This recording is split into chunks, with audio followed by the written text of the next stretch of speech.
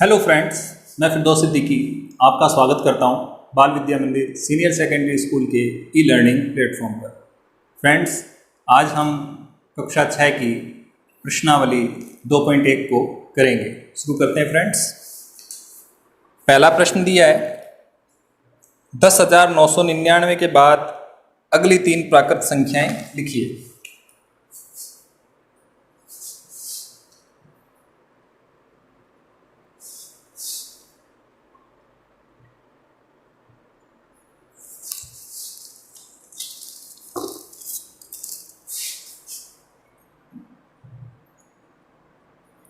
दस हजार 999 के बाद अगली तीन प्राकृत संख्याएं कैसे निकालेंगे? तो यहाँ देखो, 10,999, इसमें एक जोड़ दो। दूसरी संख्या के लिए 10,999 है, उसमें दो जोड़ दो। और तीसरी संख्या निकालने के लिए 10,999 में तीन जोड़ दो। तो यहाँ एक जोड़ेंगे, एक और 9 10, 10 का 0 हासिल एक और 9 10, 10 का 0 हासिल एक और 9 10, 10 का 0 हासिल एक और 0 1 और एक का 1। तो कितना आ जाएगा? 11,000। और दूसरी क्या आ जाएगी? 2 9 11 का 1 हासिल 1, 9 और 1 10 हासिल 1, 9 1 10 हासिल 1 और 1 और 0 1 और 1 का 1। इसी तरह ये आ जाएगा 11,002। तो ये फ्रेंड्स हमारा पहले प्रश्न का आंसर हो जाएगा। दूसरे प्रश्न में हमसे क्या पूछा है इसने? 10,001 से ठीक पहले आने वाली तीन पूर्ण संख्याएं लिखिए। 10,001 से ठीक पहले आने वाली तीन पूर्ण संख्याएं, तीन पूर्ण संख्याएं, तो ये क्या आएंगी? जब पहले वाली ज्ञात करनी हो ना आपको, तो घटा दो, और बाद वाली ज्ञात करनी हो तो जोड़ दो। 10,001 में से एक घटा दिया, फिर 10,001 में से यहाँ 2 घटा देना, फिर यहाँ 10,001 में से 3 घटा देना। तो यहाँ कितने बचेंगे? एक में से एक गया 0, बाकी 0 0 0 1, ये हो गए 10,000। अब 2 घटाने, एक में से 2 घटाएंगे। अब देखो यहाँ जो आ गया ना, अब उसके क्रम से चलेगा, यानी अब कम कर रहे हैं तो एक कम होता जाएगा। और बाकी अपने घटा करके देख सकते हैं, जैसे एक में से 2 नहीं घटता, ये देखिए इस प्रकार से घटाना आपको। एक में से 2 नहीं घटता, आप क्या करोगे? इससे हासिल मांगोगे, इसके पास है ही नहीं। ये इससे मांगेगा, इसके पास नहीं है। ये इससे मांगेगा, इसके पास भी नहीं है, तो ये इससे मांगेगा। यहाँ से एक इसको दे देंगे, ये हो जाएंगे 10। अब 10 में से एक इसने मांगा था, इसको देंगे तो ये हो जाएंगे 10, यहाँ रह जाएंगे 9। फिर यहाँ 10 है, 10 में से एक इसको देंगे, यहाँ हो जाएंगे 10, यहाँ हो जाएंगे 9। 10 में से एक इसको देंगे, यहाँ हो जाएंगे 11 और यहाँ हो जाएंगे 9। तो 11 में से 2 गए 9, बाकी 9 9 और 9, 9,999।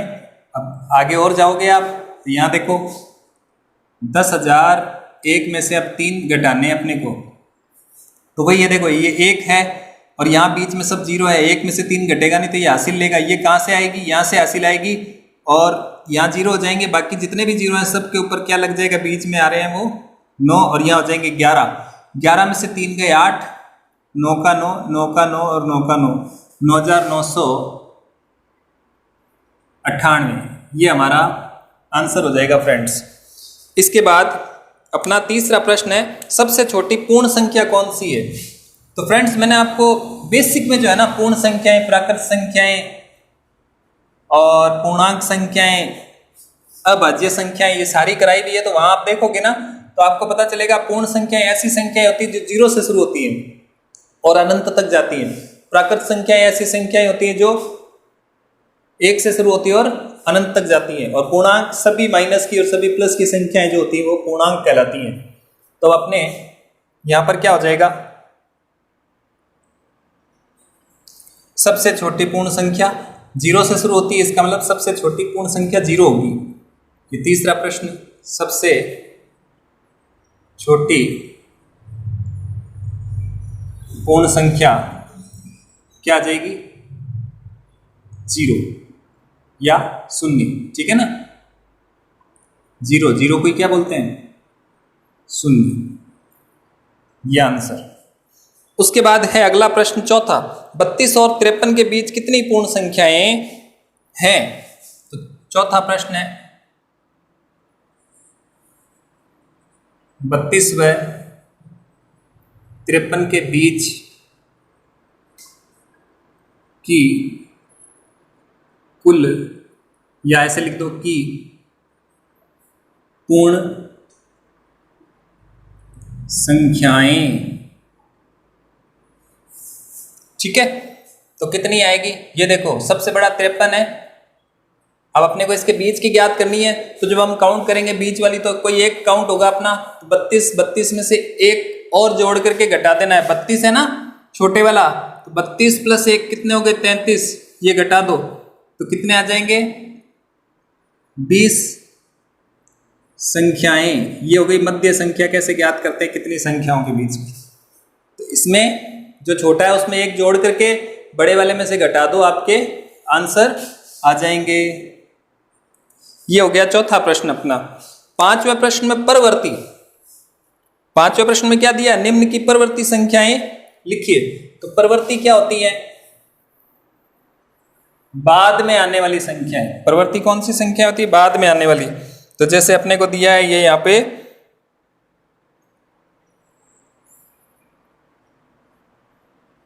5वें का मैं 1 करवा देता हूं, बाकी आपको करना है। परवर्ती में बाद वाली संख्याएं होती हैं अपने,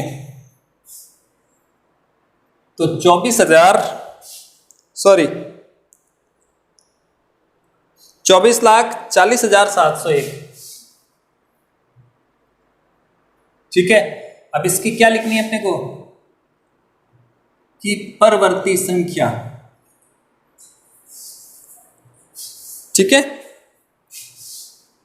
परवर्ती संख्या का मतलब होता है बाद वाली संख्या। परवर्ती यानी बाद वाली, यानी इसके बाद क्या आएगा? तो आप देखिए 24, 40, 701 में एक जोड़ दो बस, तो क्या हो जाएगा? 1 और 1 2, 0 का 0, 7 का 7, और ये 40 और ये 24, ये आंसर आ जाएगा फ्रेंड्स इसका। अब इसका आपने एक और करवा देता हूं, चलो आपको सी कर लेते हैं अपने, ठीक है। बाकी आपको करने फिर होमवर्क में। 10,99,999 दिया है फ्रेंड्स। इस प्रकार से दिया है कि परवर्ती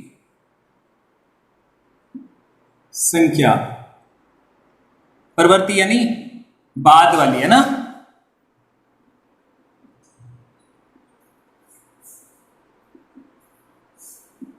बाद वाली संख्या लिखनी है अपने को, तो वही सेम पैटर्न है। बाद वाली लिखेंगे तो अपने क्या करेंगे? एक जोड़ देंगे इसमें। तो यहां पर अपने क्या दिया हुआ? 10,99,999 में क्या करेंगे? एक जोड़ देंगे। तो अब देखो क्या आएगा? 9 और 1 10, 10 का 0 हासिल 1, 9 और 1 10, 10 का 0 फिर हासिल 1, 9 और 1 10, 10 का 0 फिर हासिल 1, 9 1 10, 10 का 0 फिर हासिल 1, 9 1 10, 10 का 0 फिर हासिल 1, 1 और 0 1, और ये खुद 1 है ही। तो अपने क्या आ जाएंगे? 11 लाख। ये हमारा आंसर आ जाएगा। ये पांचवा प्रश्न हो गया फ्रेंड्स हमारा। इसके बाद में इसका छठा प्रश्न दिया है कि निम्न की पूर्ववर्ती संख्या लिखिए। पूर्ववर्ती का मतलब होता है पहले वाली। पूर्ववर्ती का मतलब क्या होता है? पहले वाली संख्या लिखना। जैसे ये छठा प्रश्न दिया आपने को, तो छठे में पूर्ववर्ती लिखना है। ए करवा देता हूं मैं आपको। 94 की पूर्ववर्ती संख्या, पूर्व यानी पहले वाली, पूर्ववर्ती संख्या ठीक है, यानी बाद वाली पहले वाली संख्या। तो ठीक इससे पहले अगर अपने को निकालना तो क्या करेंगे, इसमें से अब पहले वाली जब निकालेंगे तो एक घटा देंगे। जैसे मैं कहता हूँ 10, 10 से पहले क्या आता है तो 9 आते हैं, हम क्या करते हैं घटाते हैं। अगर मैं कहूँ 10, 10 के बाद क्या आता है तो 11 आते हैं, तो उसमें जोड़ देंगे। तो बाद वाली में एक जोड़ना है और पहले वाली में एक घटाना है। तो 4 में से एक गया 3, ये 9 का 9। इस प्रकार से फ्रेंड्स इसका छठे के आपको बाकी वाले प्रश्न करने हैं। अब देखिए 7वें प्रश्न में क्या दिया अपने को, छोटी और बड़ी संख्याओं पर निशान लगाने अपने को, ठीक है ना। तो पहला जो प्रश्न दिया है वो ये दिया अपने को 530, यहाँ एक बॉक्स बना देना, कॉमा लगा हुआ है वहां पे प्रश्न में, और 503। इनमें से कौन छोटी कौन बड़ी, तो देखो ये भी 3 अंक की, ये भी 3 अंक की, बराबर। ये 5 और ये 5 दोनों बराबर हैं, ये 3 है और ये 0, तो इन दोनों में से बड़ा कौन सा हुआ, ये वाली संख्या। तो जो बड़ी है उसकी तरफ मुंह खोल देना, छोटी संख्या की तरफ मुंह को बंद कर देना है। इसी प्रकार से इसका दूसरा क्वेश्चन है 370 और 307। ये देखिए ये भी 3 अंक की संख्या, ये भी 3 अंक की, यहाँ 3 है, यहाँ भी 3 है, यहाँ पर 7 है और यहाँ पर 0। तो ये 7 बड़े हो गए अब अपने, ये बड़े का चिन्ह लग जाएगा इस साइड में। इसी प्रकार से सी, क्वेश्चन नंबर जो सी दिया हुआ है उसमें क्या दिया हुआ है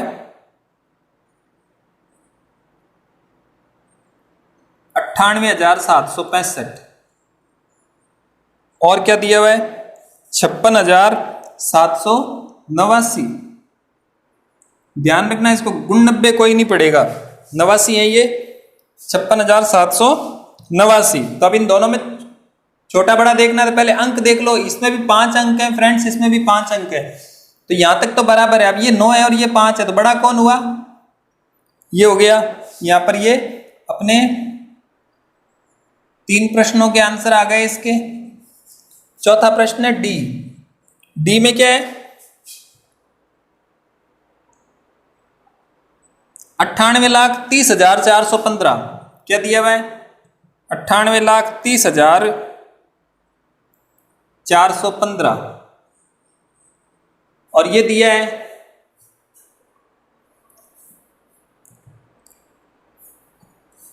1 करोड़,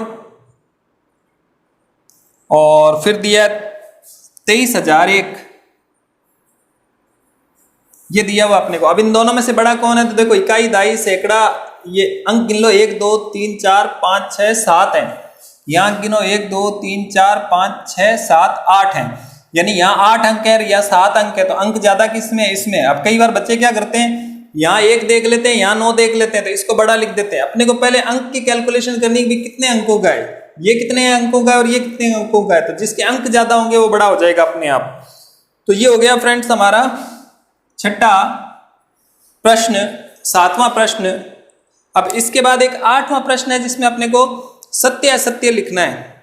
8वें प्रश्न में क्या लिखना है, सत्य असत्य। तो सबसे जो पहला प्रश्न दिया है इसने, और ये सब चीजें मैं आपको पहले करवा चुका हूं, ठीक है ना भाई। पूर्ण संख्या किसको कहते हैं, प्राकृतिक किसको कहते हैं, तो आप जो है पिछले वो वीडियो हैं उनमें आप देख सकते हैं। बेसिक से है 6th 7th 8th बेसिक के जो वीडियो हैं उनके अंदर आप देखिए, आपको सबकी परिभाषाएं मिल जाएगी फ्रेंड्स। तो अब मैं इसको रब कर रहा हूं।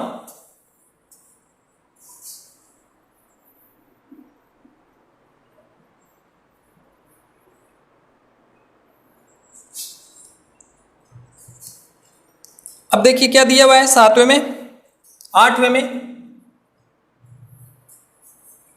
पहला प्रश्न दिया आपने, शून्य सबसे छोटी प्राकृत संख्या है। शून्य क्या है, सबसे छोटी प्राकृत संख्या है, तो ये क्या हो जाएगा, असत्य है। प्राकृत संख्या नहीं, ये पूर्ण संख्या है। प्राकृत संख्या 1 से शुरू होती है, सबसे छोटी जो प्राकृत संख्या होती है वो 1 होती है, तो यहां क्या आ जाएगा, पहले में असत्य। अब दूसरा 400 संख्या 399 का पूर्ववर्ती, यानी 400 399 से पहले आते हैं, तो नहीं, 400 399 के बाद आते हैं, ये परवर्ती है, पूर्ववर्ती नहीं है, तो ये भी क्या हो जाएगा, असत्य। इसके बाद है शून्य सबसे छोटी पूर्ण संख्या है। बिल्कुल शून्य से शुरू होती पूर्ण संख्या है, तो शून्य जो है वो सबसे छोटी पूर्ण संख्या है, और ये सत्य वचन है। इसके बाद 600 संख्या 599 का परवर्ती है। परवर्ती यानी बाद में आता है। कौन? 600 किसके? 599 के। तो बिल्कुल सही है, 599 के बाद ही आते हैं 600। ये भी सत्य है। अब है ई। ई में सभी प्राकृत संख्याएं पूर्ण संख्याएं हैं। बिल्कुल, जितनी भी प्राकृत संख्याएं वो शुरू होती है 1 से लेके अनंत तक, और पूर्ण संख्याएं शुरू होती है 0 से, यानी 0 के बाद 1 2 3 4 तो आएगा। यानी जो पूर्ण संख्या है वो प्राकृत संख्याएं भी उसके अंदर आती हैं। ठीक है ना। बस पूर्ण संख्या क्या होती है? प्राकृत संख्या में एक 0 और ऐड कर दो आप, तो वो क्या बन जाएगी? पूर्ण संख्या। यानी जितनी भी प्राकृत संख्याएं वो पूर्ण संख्याएं होती हैं। तो ये भी क्या हो गया? सत्य वचन। इसके बाद है सभी पूर्ण संख्याएं प्राकृत संख्याएं। जी नहीं, सभी पूर्ण संख्याएं जो है वो प्राकृत संख्या नहीं है, क्योंकि 0 एक पूर्ण संख्या है, लेकिन 0 प्राकृत संख्या नहीं है, क्योंकि प्राकृत संख्या कहां से शुरू होती है? 1 से, 0 से शुरू नहीं होती। तो 0 एक पूर्ण संख्या है मगर प्राकृत संख्या नहीं है। इसका मतलब क्या हुआ? सभी जो पूर्ण संख्या है वो प्राकृत संख्या नहीं हो सकती है। तो यह असत्य हो गया फ्रेंड्स। इसके बाद जी, 2 अंकों की पूर्ण संख्या का पूर्ववर्ती 1 अंक की संख्या कभी नहीं हो सकती। 2 अंक है, जैसे मान लो 10 की पूर्ववर्ती यानी 10 से पहले क्या आता है? 9। तो वो कह रहा है 2 अंकों की जो पूर्ववर्ती संख्या कभी भी 1 अंक की संख्या नहीं हो सकती। तो यह असत्य है, क्योंकि 10 जो है 2 अंकों की संख्या है और इसकी पूर्ववर्ती संख्या क्या है? 9 है। तो ये भी क्या हो गया? असत्य वचन हो गया फ्रेंड्स। इसके बाद H, एक सबसे छोटी पूर्ण संख्या है। जी नहीं, पूर्ण संख्या जो सबसे छोटी है वो 0 है, 1 नहीं है। एक सबसे छोटी प्राकृत संख्या है, पूर्ण संख्या नहीं कह सकते इसको। तो यहां पे क्या आ जाएगा? असत्य। आई में क्या दिया? प्राकृत संख्या 1 का कोई पूर्ववर्ती नहीं आता। प्राकृत संख्या 1 है, एक प्राकृत संख्या, इसका कोई पूर्ववर्ती यानी 1 का पूर्ववर्ती नहीं आएगा प्राकृत में। तो बिल्कुल सही है, क्योंकि 1 खुद जो है वो सबसे छोटी प्राकृत संख्या है। तो ये सत्य वचन है। हाँ, प्राकृत संख्या 2 होता तो उसका पूर्ववर्ती क्या हो जाता? 1 हो जाता। प्राकृत संख्या 1 का परवर्ती हो सकता है, 1 का परवर्ती यानी 1 के बाद आता है 2, लेकिन प्राकृत संख्या 1 है और उसका पूर्ववर्ती कोई प्राकृत संख्या अपने निकालेंगे तो नहीं आएगी, क्योंकि जैसे ही हम बैक जाएंगे 1 में से 1 कम करेंगे तो 0 आ जाएगा, और 0 क्या होती है? पूर्ण संख्या होती है। इसके बाद है जे, पूर्ण संख्या 1 का पूर्ववर्ती नहीं होता। पूर्ण संख्या 1 है, 1 से पहले पूर्ण संख्या होती है क्या? बिल्कुल होती है। 1 से पहले 0 आता है और वो पूर्ण संख्या। तो ये जो इसने दिया ये असत्य वचन है फ्रेंड्स।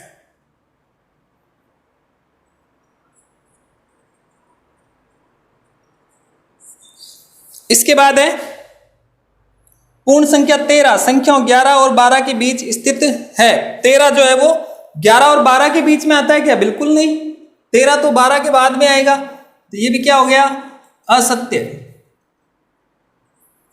इसके बाद एल में क्या दिया? पूर्ण संख्या 0 का कोई पूर्ववर्ती नहीं होता। पूर्ण संख्या 0 है और 0 से पहले कोई पूर्ण संख्या होती है क्या? बिल्कुल नहीं होती। 0 से पहले अगर अपने जाएंगे 0 में से भी 1 घटाएंगे तो माइनस का 1 आएगा, और माइनस का 1 जो है पूर्ण संख्या नहीं है, क्योंकि सबसे छोटी जो पूर्ण संख्या वो 0 है। -1 जो है वो पूर्णांक में चले जाएंगे फ्रेंड्स, इसीलिए ये जो है वो वचन क्या है? सत्य है। इसके बाद लास्ट क्वेश्चन है, 2 अंकों की संख्या का परवर्ती सदैव 2 अंकों की संख्या होती है? बिल्कुल नहीं। 2 अंकों का परवर्ती जैसे ये 99 है, 99 का परवर्ती यानी 99 के बाद क्या आते हैं? 100 आते हैं।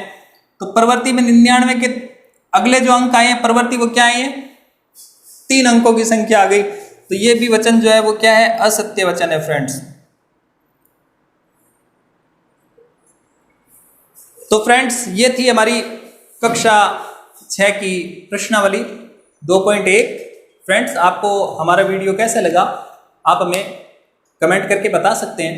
फ्रेंड्स आप हमारे चैनल को सब्सक्राइब कीजिए और बेल आइकन को दबा दीजिए, ताकि आने वाले सभी वीडियो की नोटिफिकेशन आपको समय समय पर मिलती रहे।